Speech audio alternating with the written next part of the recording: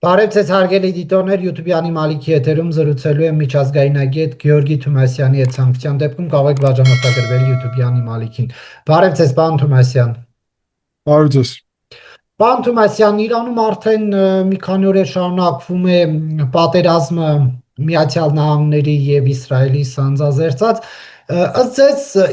ինչքան է սա շարունակվելու, որն է Վաշինգտոնի վերջնական նպատակը։ Բացահայտ է, որ անցյալ տարվա 2025 թվականի հունիսին 12 օրվա պատերազմի ընթացքում, երբ նպատակը սահմանափակված էր միայն միջուկային ծրագրով եւ բալիստիկ հրթիռներով, դա պարզվեց, որ բավարար չէր, որովհետեւ ռեժիմը սկսեց վերականգնել միջուկային ծրագրի ուղղությունով քայլեր անել, բալիստիկ հրթիռների ուղղությունով, պրոքսի ուժերի ակտիվությունով եւ հաշվի առնելով այդ ամենը, այս անգամ արդեն օրակարգում է ռեժիմի փոփոխությունը։ Ռեժիմի փոփոխության համար իհարկե հարվածները պետք է ըստ Վաշինգտոնի մոտավորապես մի ամիս է տևելու իրանց ծրագրով, հարվածները միայն։ Ես կարծում եմ, որ այո, ոչ պակաս, կարող է նույնիսկ ավել, որովհետև ռեժիմի թուլացնելու եւ քանդելու համար հարկավոր կլինի այդքան երկար հարվածները։ Իսկ դրանից հետո գիտեք, որ իրանց նպատակն է, որ իրանական ժողովուրդը ինքը ապստամբություն կազմակերպի եւ դրա միջոցով իշխանափոխություն եւ ռեժիմի փոփոխություն որ տեղի ունենա, որ խնդիրը լուծվի, որովհետեւ միայն հարվածներով խնդիրը չի լուծվում, եթե նույն ռեժիմը մնում է իշխանությունում։ Բայց ինչքանով է իրատեսական, որ իրանցի ժողովուրդը թշնամու կոչով դուրս կգա սեփական իշխանության դեմ, ինչքան էլ որ դա բռնապետական ռեժիմ է, ինչքան էլ որ իրենց ցավ ու տառապանք է պատճառել, դա նույնն է, ոնց որ Ադրբեջանի ղեկավարության կոչով Հայաստանում դուրս գան իշխանափոխության։ Նույնը չի, իզուր եք այդպես համեմատում, որովհետև առաջի հերթին պետք է ասել, որ Իսրայելի եւ Իրանի հարաբերությունները շատ լավն են եղել, ամենամտերիմն են եղել նույնիսկ։ Խնդիրը ուրիշ բանում է, ժողովրդի մեջ չի խնդիրը, այլ այս իսլամիստական ռեժիմի բնույթում է, որը կա թե Իրանում այսօր եւ իրանց նպատակն է ոչնչացնել Իսրայելի պետությունը, այսինքն Իսրայելը չունի նպատակ ոչնչացնի պարսկական կամ իրանական պետությունը, ոչ էլ Միացյալ Նահանգները, բայց իրանական պետությունը ունի օրակարգ ոչնչացնի Իսրայելի պետությունը, ուստի համեմատությունը սխալ է եւ պետք է բացահայտ այստեղ ասել, որ ժողովուրդը չի ընկալում Միացյալ Նահանգներին ինչպես թշնամի, հակառակը, իմ պատկերացումով մի մասը առնվազն ժողովրդի ընկալում է ոչ ինչպես փրկիչ։ Այո, իհարկե կան մարդիկ, ով ռեժիմին աջակցում են, բայց վերջի տարիների ընթացքում այդ իրավիճակը կտրուկ փոխվել է, հաշվի առնելով այն սրվող նաև սոցիալական տնտեսական իրավիճակը, որտեղ ռեժիմը սեփական ժողովրդի բարեկեցության փոխարեն բալիստիկ հրթիռների, պրոքսի ուժերի, տերորիստական խմբավորումների եւ միջուկային ծրագրի ֆինանսավորման վրա է ծախսում բոլոր իր միջոցները եւ ուստի հաշվի առնելով դա ժողովուրդը օգնել է այսպիսի ծանր իրավիճակից, օգնել է պատերազմի մեջ գտնվելուց, օգնել է Միացյալ Նահանգներին եւ Իսրայելին թշնամի համարելուց, օգնել է նաեւ այդ մեկուսացումից եւ այլ պատժամիջոցներից։ Եվ Իրանը հիմա ինչ դիրքերում է։ Ինչ առումով։ Եվ համակարգի կառավարման առումով եւ դիմակայելու եւ հարվածներ հասցնելու առումով, այսինքն իր դիրքերը ուժեղ են։ Նախագահ այսօր Փեժեշկյանը հայտարարեց, որ այն պատճառով են հարվածներ հասցում, խոսքին Օմանին են հարվածել, չնայած նրա, որ Օմանը միջնորդ է եւ Օմանը այսպես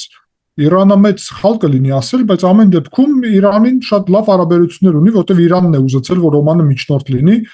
Երբ Փեժեշկյանն ասացին, բա Օմանին ինչի եք հարցակվել, այնտեղ Միացյալ Նահանգների ռազմակայան չկա, պատասխանեց, որ կառավարման համակարգը զորքերի էֆեկտիվ չի գործում։ Եվ ես ուղղակի հաստատելով իր խոսքերը կարող եմ ասեմ, որ կառավարման համակարգը շատ լուրջ տուժել է, համակարգը առհասարակ ոչ միայն զինված ուժերի, այլ քաղաքական տուժել է, որովհետև ամենաառաջի դեմքին Այաթոլլահ Խոմեյնիին սպանել են եւ այսօր էլ նաեւ ենթակառուցվածքների վրա լուրջ հարվածներ կա ռեժիմի ուժերի, շենքերի եւ այլն, այսինքն խնդիրները լուրջ են, ինչ վերաբերվում է Իրանի հնարավորություններին, այո, իհարկե Իրանը ունի հնարավորություններ հարվածելու տարբեր պետություններին, շարունակում է դա, պետք է հասկանանք, որ օդային հատվածում Միացյալ Նահանգների եւ Իսրայելի գերակայությունը շատ բարձր է եւ հենց խոսքին իրանք նոր հարվածներ են ուզում հասցնել, այդ վայրը ֆիքսվում է եւ այդտեղ ոչնչացվում է այն հարվածող հնարավորությունները։ Դա կարևոր է, որովհետեւ տեսեք Իրանը կարող հազարավոր բալիստիկ հրթիռ ունենա վերջի տվյալներով, բայց կրակելու միջոցները այդ բալիստիկ հրթիռների մոտավորապես 200 են այս պայծրությամբ, եւ եթե ոչնչացվի այդ 200-ը, ապա կրակելու ֆիզիկապես հնարավորություն չլինի բալիստիկ հրթիռների։ Ընդհանուր առումով իրավիճակը իհարկե շատ բարդ է Իրանի մոտ, բայց մյուս կողմից բարդ իրավիճակը չի նշանակում, որ ռեժիմի տապալումը մոտ է, քաոսն է մոտ եւ քաոսը իհարկե պատերազմի զուգահեռ միշտ լինում է։ Այսինքն Թրամփի ծրագիրը տապալվեց, որովհետև նպատակն էր ոչնչացնել հոգևոր առաջնորդին, մարդկանց այդ ինֆորմացիայի ֆոնին հանել փողոց եւ պահանջել իշխանափոխություն, ինչը չեղավ։ Ոչ, ես այդպես չէի ասի, դուք շտապում եք, որովհետև Թրամփը հստակ ասել է, որ բոլորը դիրեկտ տներում մենք գործը որ կավարտենք, հետո ձեզ կասենք, որ դուրս եկեք, նկատի ունի ցույցերը եւ այլն, այսօր խոսքին հարվածներ են հասցնում ոստիկանական ուժերին, հարվածներ են հասցնում իսլամական հեղափոխության պահապանների կորպուսին, այդ հարվածները շարունակվելու են մինչև ամբողջությամբ չոչնչացվի այդ ուժային կառույցների համակարգը, բասիջները, նաեւ այդ տիտուշկաները, որ հետո ժողովուրդը կարող է դուրս գալ փողոց, այսինքն Թրամփը ոնց ասեց, ավելի լավ են գնում, քան սպասում էին, որովհետեւ Խոմեյնիի սպանությունը իրոք շատ լուրջ ռեժիմի համար հարված էր, պետք է սպասել, որովհետև այս ռազմական գործողությունների ակտիվ փուլը առնվազն 1 ամիս է տևելու, այսօր 4-րդ օրն է, նկատի ունեմ շատ են շտապում։ Եվ նպատակը ըստ էության անձի ոչնչացումը չի, այլ համակարգի, բայց մենք տեսնում ենք, որ կա արդեն Այաթոլլահ Ալի Խամենեին փոխարինող, այսինքն հիմա ինչ է անելու Թրամփը, հերթով բոլոր հոգևոր առաջնորդներին սպանելու է։ Այո։ Եվ դա միջազգային իրավունքի խախտում չի դիտվելու։ Դե միջազգային իրավունքը արդեն շատ բարդ իրավիճակում է գտնվում, որովհետև Իրանը խոսքին չնայած իր միջուկային պատասխանատվությանը, որ չփորձի ստեղծի միջուկային զենք, փորձում է ստեղծել միջուկային զենք։ Եվ դրա բազմաթիվ ապացույցներ կան եւ ուստի ուրիշ տարբերակ չի մնում, ցավոք, եւ եւս եթե կես տարի առաջ հարվածներ հասցրեցին միջուկային ծրագրին, այս կես տարին իրանական կողմը միակ բանով էր զբաղված, վերականգնում էր այդ ամեն ինչը, այսինքն իրանք չեն փոխում մոտեցումը, եթե համակարգը տեղում է, ուստի պետք է համակարգը ոչնչացվի, ուրիշ տարբերակ չի երևում։ Եվ ինչ համակարգ կձևավորվի Իրանում, ինչպիսի իրանք ունենանք այս 1 ամիս անց։ Չէ, 1 ամիս անց չէ իրականում, ավելի շատ ժամանակ պետք է լինի, 1 ամիս առնվազն ռազմական գործողությունները պետք է տևեն, իսկ հետո կարող է քաղաքացիական պատերազմի պես մի բան լինի եւ ներքին այսպիսի ճգնաժամ, բայց ամեն դեպքում մի քանի սցենար կա լավ սցենարը, որտեղ որ խոսքին Շահ Ռեզա Փեհլևին գալիս է եւ իշխանությունը վերցնում այդ ցույցերի զուգահեռ եւ այլն եւ դառնում է առաջնորդ եւ Իրանը մնում է այս սահմաններում արդեն այսպիսի ժողովրդավար արևմտամետ պետություն, ինչը Հայաստանի համար շատ լավ հետևանք արդյունք կլինի։ Մյուս կողմից կա սցենար, որտեղ որ կարող է Իրանը սկսի փլուզվել, այդ դեպքում մենք իհարկե կարող ենք կանգնել այնպիսի վտանգի առջև, ինչպիսին է այսպես կոչված հարավային Ադրբեջան թեզը, որը Ադրբեջանը զարգացնում էր եւ զարգացնում է, որը նման է այդպես կոչված արևմտյան Ադրբեջանի թեզին, եւ այնտեղ գիտեք մի 20 միլիոն թուրքալեզու ադրբեջանական ծագում ունեցող քաղաքացիներ են ապրում։ Իհարկե բոլորը չէ որ այդ գաղափարին աջակցում են, շատերը իրանական պետությունն աջակցում, բայց դա արդեն ուրիշ հարց է, կարա այդ թեման փորձի զարգանալ, ինչպես նաեւ քրդերի կողմից, բալոչների կողմից, իհարկե արաբներ կան այդտեղ սեփական օրակարգ ունեն, այսինքն Իրանը կարա էթնիկ փլուզման ճանապարհով էլ գնա, դա վատ սցենար է շատ Հայաստանի համար, եւ կարող լինի քաղաքացիական պատերազմի սցենար, որը Սիրիայի նման է, որտեղ տարիներ կարող են պատերազմ լինի քաղաքացիական, դա էլ իհարկե վատ սցենար է։ Իրանից հիմա արտահոսքի հետ կապված ամեն դեպքում դեպի Հայաստան տեղեկություններ չկան, օրինակ մարտի 3-ին 400 հոգու տեղափոխման մասին են նշել։ Մի մասը տուրիստ, մի մասը առևտրականներ, հայերը ակտիվ հա մեծ օրերին էլ առևտուր անում գալիս են։ Ակնկալվում էր, որ մարդիկ հազարներով դուրս կգան։ Դա ինչու տեղի չունեցավ։ Եվ սա ինչ է նշանակում, որ իրենք մնացել են իրենց երկրում պայքարելու, թե խաղաղ բնակչության կյանքին վտանգ չի սպառնում, բայց մի կողմից էլ մենք տեսանք դպրոցի դեպքը, որտեղ երեխաների թիվը, մահացած երեխաների թիվը հասավ 160-ի։ Քաղաքացիական բնակչության առումով կարելի ասել շատ քիչ են որևէ տեղեկատվություններ թիրախավորման մասին, ճիշտ եք ասում, որ դպրոցի մաս կա տեղեկատվություն, անկեղծ ասած մի քանի իրանական աղբյուրում ես տեսա, որ հենց ռեժիմն է կրակել այդ ուղղությամբ, 100%-ով ասել հնարավոր չէ, եթե նույնիսկ դա արվել է Ամերիկայի կամ Իսրայելի կողմից, ապա համոզված եմ, որ միամիտ է արվել, այսինքն միտմամբ չեն կրակել դպրոցին, որովհետև այդպիսի օրակարգ չկա, թիրախավորելու քաղաքացիական ենթակառուցվածքները, ուղղակի դա նպատակ Իրանից չի ներկայացնում, որ լիներ շատ դեպքերում կլիներ, եւ հակառակը ժողովրդի հանդեպ հայտարարությունները նրանում են, որ ժողովրդի օգնում են եւ ժողովրդի հետ միասին են եւ այլն, ամեն դեպքում այդքան թիրախ որ կա դպրոցին թիրախավորելը չեմ կարծում, որ որևէ մեկի օրակարգում լինի, բայց իհարկե ժողովուրդը այնտեղից դեռ գիտեք, իրավիճակը կարա ավելի սրվի, եթե սկսվի պարենային ճգնաժամ, ջրի ճգնաժամ, հոսանքի ճգնաժամ, եթե հարվածները կամ քաղաքացիական պատերազմը ստանա այն կարգավիճակը, որը ուներ Սիրիայում, հիշում եք, Հալեպից էլ շատ մարդիկ դուրս եկան եւ այլն, այդ դեպքում հոսքը կարող է լինել եւ դա վտանգավոր է, ես կրկնում եմ, որ Հայաստանի կառավարությունը պետք է կոնկրետ միջոցներ ձեռնարկի նրա համար, որ թույլ չտա այսպիսի հոսքը, որովհետև եթե սահմանամերձ շրջաններում ապրում են թուրքեր, թուրքական ծագում ունեցող Իրանի քաղաքացիներ, բավարար է 100,000-ով մարդիկ որ գան, արդեն միլիոնավորի մասին չեմ խոսում, 100,000-ավոր մարդիկ որ գան, որ Հայաստանի համար լրջագույն խնդիր ձևավորվի, նույնիսկ ժողովրդագրական։ Այդ թվում Հայաստանը պետք է պարզ ասի, որ պատրաստ է ընդունել միայն հայերին ինչպես փախստական, իսկ մնացածին կարող է ինչ-որ հարցերում օգնել, բայց պատրաստ չէ ընդունել։ Ինչ օրինակ մարտահրավերական միջանցք տրամադրի այլ երկրներ գնալու համար։ Ոչ, այլ երկրներ չէ, դա կարա լինի հենց սահմանում ինչ-որ կոնկրետ աջակցության օրակարգ, իրանական կողմում խոսքին։ Հայաստանը կարող է նախաձեռնի եւ իրանական կողմում, եթե դրա հələ չկա դրա անհրաժեշտությունը, բայց եթե լինի դրա անհրաժեշտությունը, ապա մարդասիրական օգնություն ապահովի Իրանի տարածքում սահմանի արաքսգետի այնափին եւ տարբեր ձևերով օգնի իրանց, բայց ուղղակի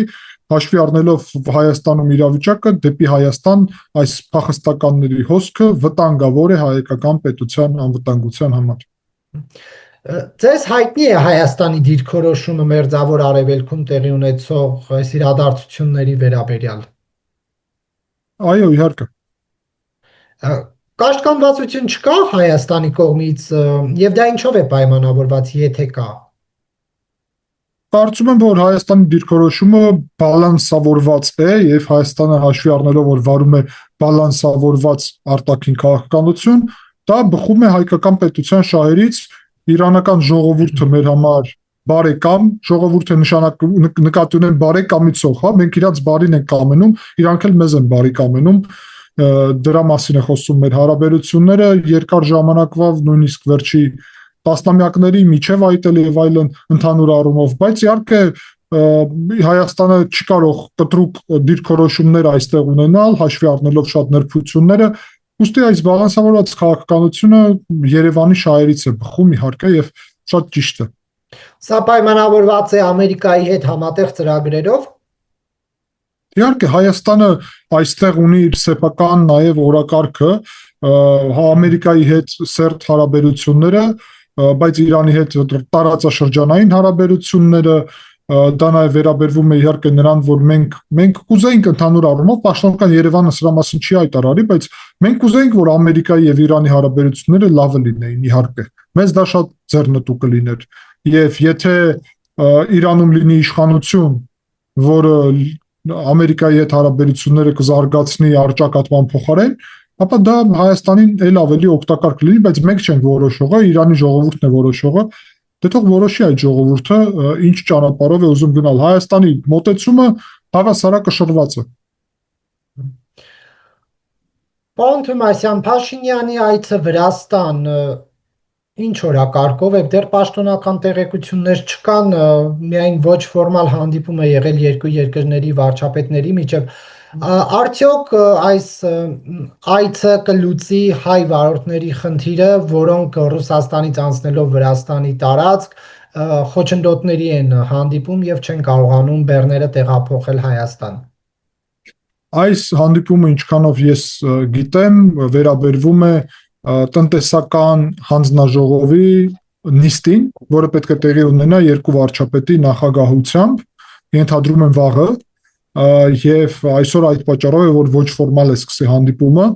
Հայաստանը շարունակում է պնդել, որ Վրաստանի գործող իշխանությունների հետ հարաբերությունները պետք է լինեն դրական, եւ չնայած այն խնդիրների, որը Վրաստանը ակնհայտորեն ստեղծում է Հայաստանի համար, Հայաստանը ոչ կոնֆլիկտային ձևաչափ է ընտրում հարաբերություններում։ Ես կարծում եմ դա ճիշտ է, բայց ես համոզված եմ, որ Երևանում լավ տեղյակ են, որ Վրաստանի իշխանությունները այս քայլերը միտմամբ են անում, որոնք Հայաստանի համար լուրջ խնդիրներ են ստեղծում։ Պապոյանը երբ եկել էր, կներեք, Քրիվիշվիլին երբ եկել էր Հայաստան, նկատի ունեմ էկոնոմիկայի նախարարը Վրաստանի եւ հանդիպել էր Գևորգ Պապոյանին, հա, տնտեսության նախարարին,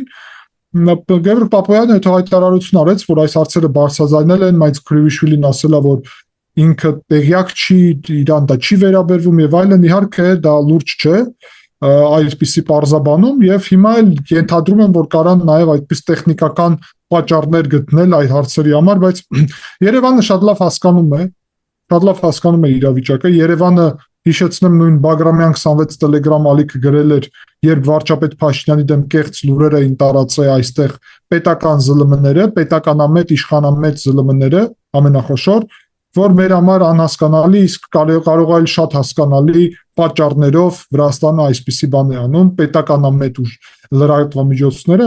Կարծում եմ Երևանը շատ լավ հասկանում է իրավիճակը, շատ լավ հասկանում է, որ այստեղ Ռուսաստանն է ամբողջությամբ իրավիճակը վերահսկում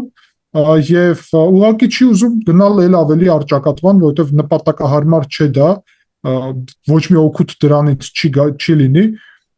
Եվ ես բազում անգամ խորհուրդ եմ տվել, որ պետք է Թուրքիայի Ադրբեջանի հետ սահմանը բացվի Վաշինգտոնի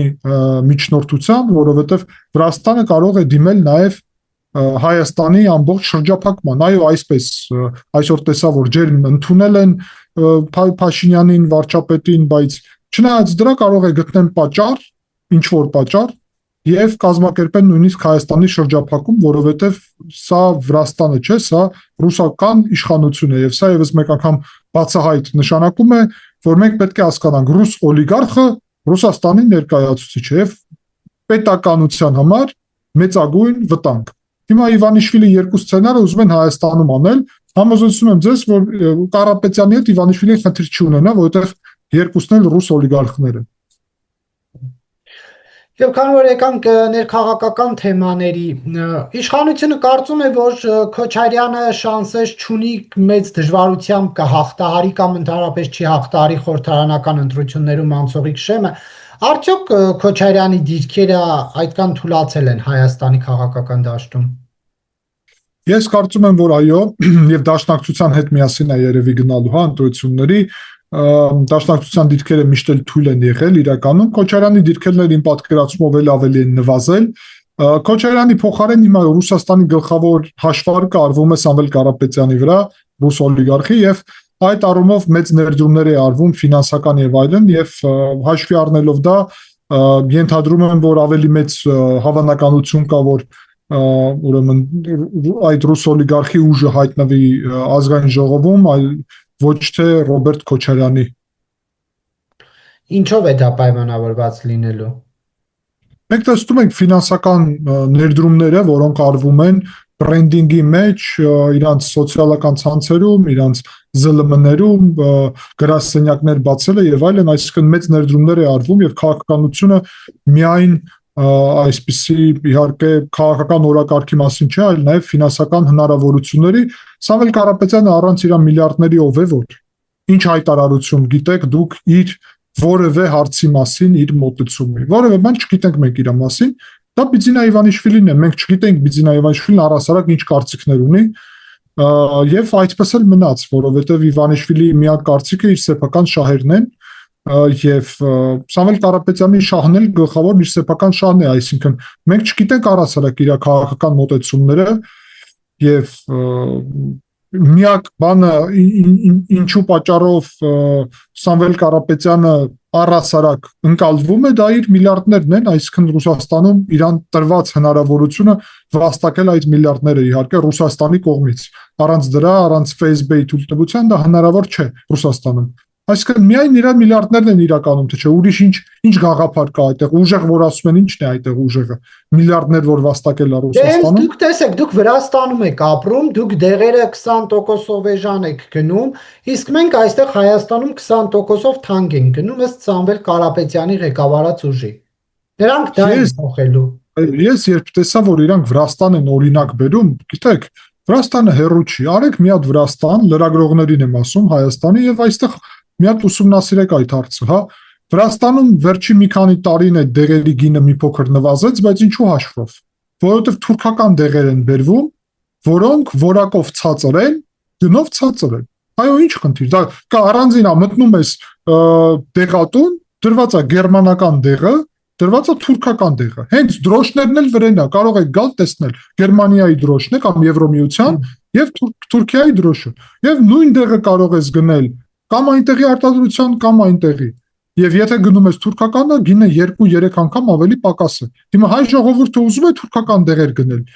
Նկատի ունեմ այստեղ որակը, ոչ թե արտադրության պետությունը, որակը։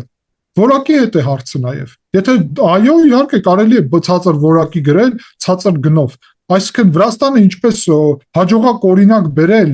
ուղղակի լուրջ չէ, հա, Վրաստանում այնպիսի սոցիալական խնդիրներ են, այն որ ընդհանուր թվերի մեջ փոփոխություն կա, թվերը կեղծվում են, ով չգիտի, որ թվերը փաստ չեն առհասարակ, հատկապես երբ իշխանությունները իրենց ի նպաստ հարցեր են վարում։ Վրաստանում մի կողմից ասում են աղքատությունը նվազել է, չգիտեմ քանի տոկոսով, մի խոսքով Սամվել Կարապետյանն էլ, Նարեկ Կարապետյանը կոնկրետ դա օրինակ էր բերել։ Վրաստանում եթե նայում ենք աղքատության պատճառով ստացող սոցիալական փաթեթ մարդկանց թիվը չի նվազել, աճել է։ Այսինքն Վրաստանում այդ հարցը կա, դուք ասում եք, այսքան տոկոսով նվազել են աղքատները, բայց աղքատությունի պատճառով ստացող սոցիալական վճարները աճել են։ Ո՞նց է դա ստացվում։ Այսինքն Նարեկ Կարապետյանը ուղղակի խեղաթյուրում է եւ Վրաստանի օրինակը որ բերում են, թող հիշեն, որ Վրաստանում բռնապետությունը մի քանի տարվա ընթացքում ձևավորվել։ Վրաստանում գիտեք, որ խոսքին հիմա այնպիսի օրենք են ընդունում, որ արտասահմանից որևէ եկամուտ ստանալը արդեն քրեական պատասխանատվությունը կենթարկվի, եթե դու քաղաքական հայտարարություններ դրա հետևանքով անես։ Վրաստանում ես հիմա որ գնամ խորհրդարանի մոտ կանգնեմ, մայթի վրա 5 օր բանտեն ինձ ուղարկելու։ Այո, եթե իրանք համարեն, որ ես այդտեղ կանգնած եմ եւ խանգարել եմ որևէ մեկին, որ մայթի վրա շարժվի։ Կամ չինական տեսահոլովակներով դա ֆիքսում են երեսները մարդկանց եւ ուղարկում են բաց, տուգանում են 2000 ԱՄՆ դոլարով մի օրվա համար այդտեղ կանգնելու, ինձ էլ տուգանած կան։ Այսինքն երբ Նարեկ Կարապետյանը խոստանում է հայ ժողովրդին Վրաստան, ես գիտեմ իրանք ինչ են խոստանում։ Խոստանում են ռուսական ծայրագավառ, խոստանում են չինական տեսահոլովակների միջոցով վերահսկողություն, արհեստական բանականությունով, խոստանում են արհեստական բանականության կողմից կառավարված պետություն, այլ ոչ թե Սամվել Կարապետյանի, որովհետև ինքը հայերեն նորմալ խոսել չգիտի, եւ այդ պատճառով արհեստական բանականություն են օգտագործում։ Իվանիշվիլի ուղղակի իշխանության ժամանակ չկար արհեստական բանականություն, ինքը վարչապետներ է նշանակում, տարբեր մարդկանց տարին 1-2 տարին մեկ փոխում է վարչապետներին, որ մարդիկ արդեն լուրջեր չեն ընկալում վարչապետներին։ Դա Սամվել Կարապետյանը երևի արհեստական բանականությունով վարի պետությունը։ Իմ համար ամենից հասկանալի է իրականում եւ սա ահավոր վտանգավոր սցենար է, սա Հայաստանը Վրաստանի նման գուբերնիա դարձնելու եւ հայ ժողովուրդը Իվանիշվիլի երկու սցենարին չպետք է խափնվի։ Եվ այն ուժերը, այդ թվում նաև Սամվել Կարապետյանն ենք, որ ասում էին, այս թրիփը պետք է լինի այն մեծ ընդգրկուն ունեցող, հա, շատ պետություններ պետք է ընդգրկի Ռուսաստան, Չինաստան, Իրան, այս պայմաններում, երբ մենք տեսնում ենք, թե Ամերիկան ու Իրանը ինչպես են իրար տալիս, ինչ զենքեր է կիրառվում, դա ինչ խնդիրներ կառաջացներ Հայաստանի համար։ Դա թրիփի չեղարկում էր։ Մենք սկզբից ասում ենք, Իրանը այդտեղ ներգրավել անհնար է։ Չինաստանը այդտեղ ներգրավել անհնար է, որովհետև բրցակից են Ամերիկան եւ Չինաստանը։ Ռուսաստանին այդտեղ ներգրավել անհնար է, որովհետև Ամերիկան եւ Ռուսաստանը մրցակիցներ են նաեւ, որովհետև տարբեր մոտեցումներ ունեն։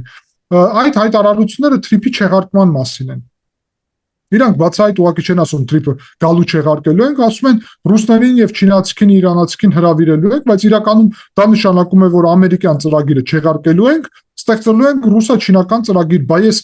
նոր ինչ օրինակ էի բերում Վրաստանի։ Այստեղ այս ռեժիմը միայն ռուսամետ չի, չինամետ էլ է։ Չինաստանի արհեստական բանականության կամերաներով, ռուսական քաղաքական գաղափարով, այստեղ ռուսական գումարներով վարվող Իրանին էլ են շատ մերձացել իր ժամանակ Վրաստանի իշխանությունները եւ այլն, մի խոսքով սա աշխարհակաղակական բևեռի ընտրություն է, կամ դու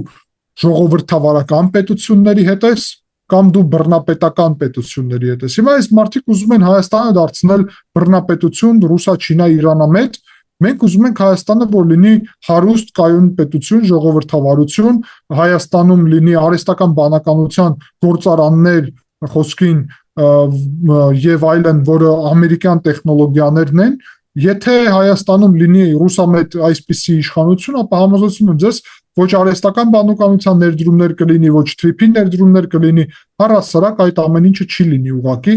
եւ դա շատ վտանգավոր է իհարկե։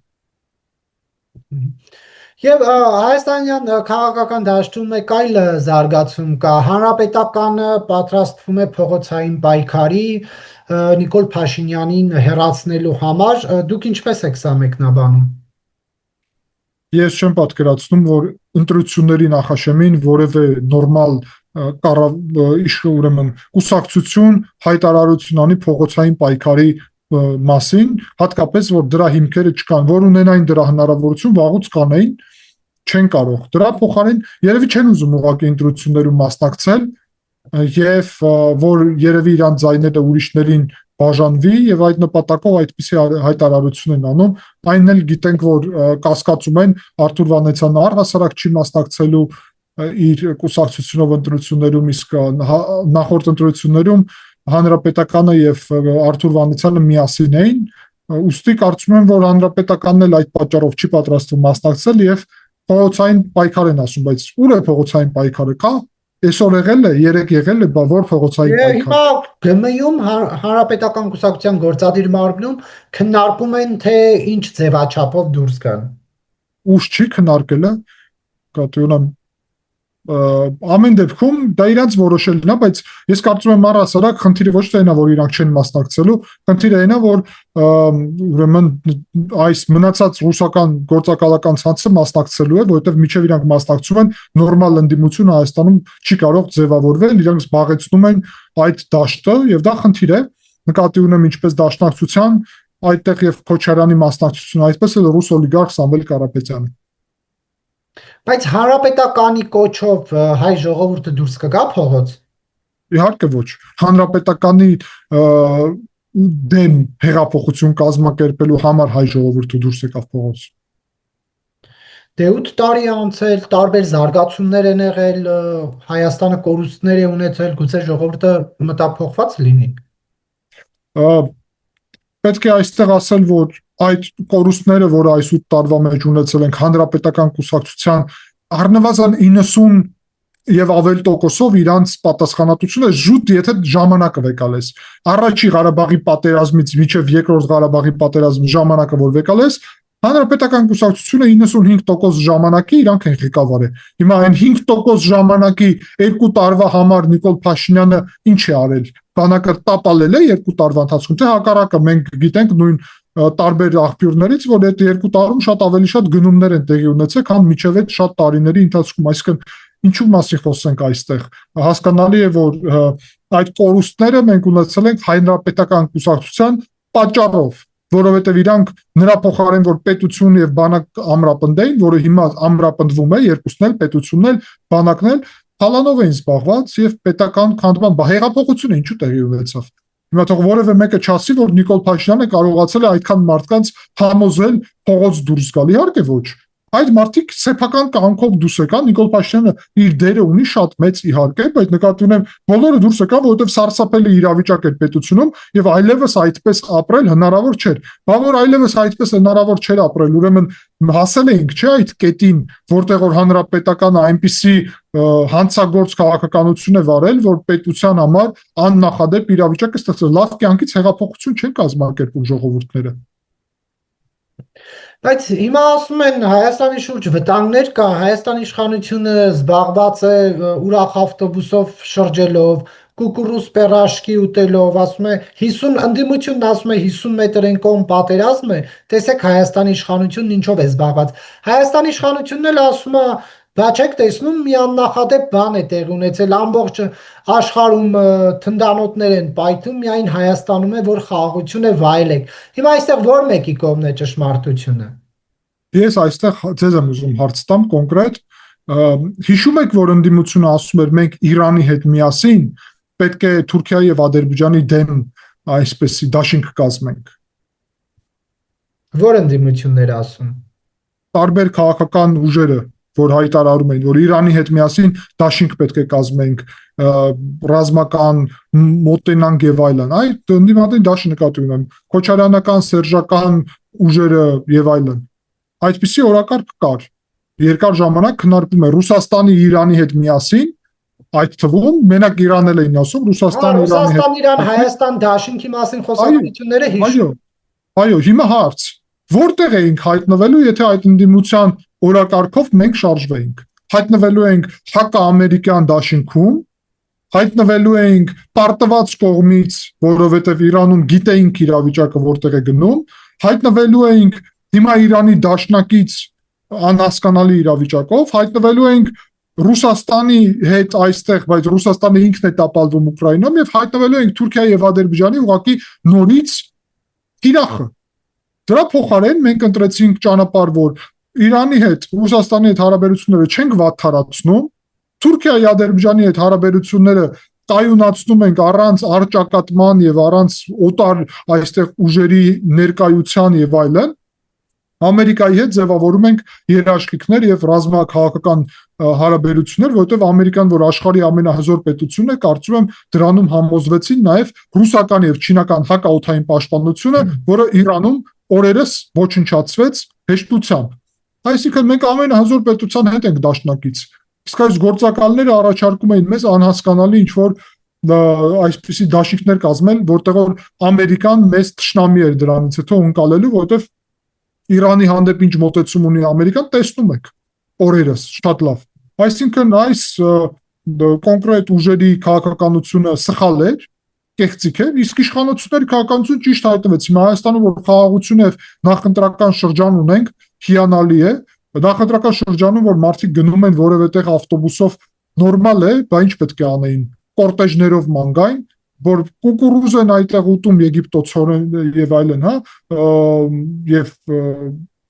ուրիշ ինչ որ մի բան, դա իրանց մարդկանց հետ ուղիղ կապի միջոց է, հա, հիմա ես ուտելիք չեմ քննարկում իհարկե, ես նկատի ունեմ իրանց մոտեցումը, իրանց մարդկանց հետ շփումը, իրանց հասարակ լինելը, դա տարբերվում է նրանից, ինչպիսի համակարգ էր ձևավորված Ռոբերտ Քոչարյանի, Սերժ Սարգսյանի ժամանակ եւ այլն, հա։